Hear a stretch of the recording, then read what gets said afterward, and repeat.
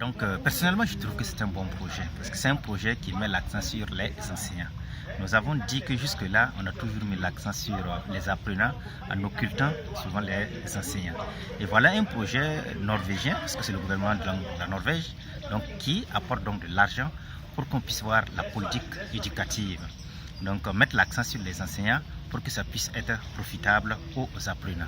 Donc c'est un bon projet et nous pensons qu'il faut que les enseignants soient mis au devant de la scène, qu'au niveau du pilotage, que nous soyons pris en compte, au niveau donc du démarrage, au niveau donc de la conduite jusqu'à la fin, que les enseignants donc puissent être là. Parce que si l'enseignant est suffisamment outillé, s'il est formé à la base et il a une formation continue, nous sommes convaincus que les résultats seront donc fort louables au niveau donc des résultats scolaires. Voilà, donc c'est vraiment un bon projet.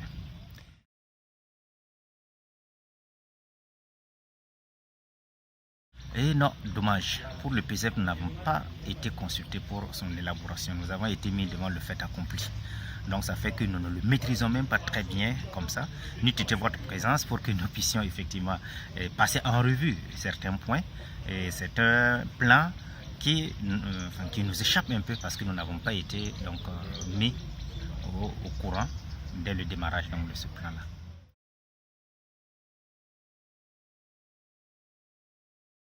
Les conditions à remplir, c'est qu'il faut effectivement respecter la parole donnée.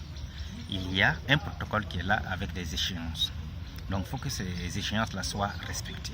Si on dit par exemple qu'en fin mars, donc, les avancements donc, de 2016 devraient être résolus, devraient être traités, nous, à notre niveau, nous attendons à ce que cela soit une réalité.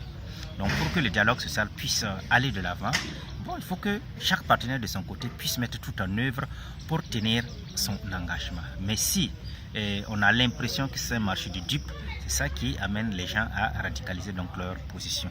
Donc c'est un appel que nous lançons au gouvernement pour qu'il puisse vraiment tenir sa parole. Ça nous permettra d'achever l'année comme il se doit, parce qu'il y a les examens bientôt.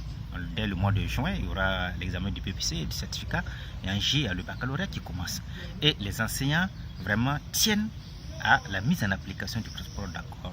Si ce n'est pas mis en exécution comme il se doit, eh bien, il se peut que en cours de route, qu'il y ait des obstacles, ce qui n'est pas notre souhait.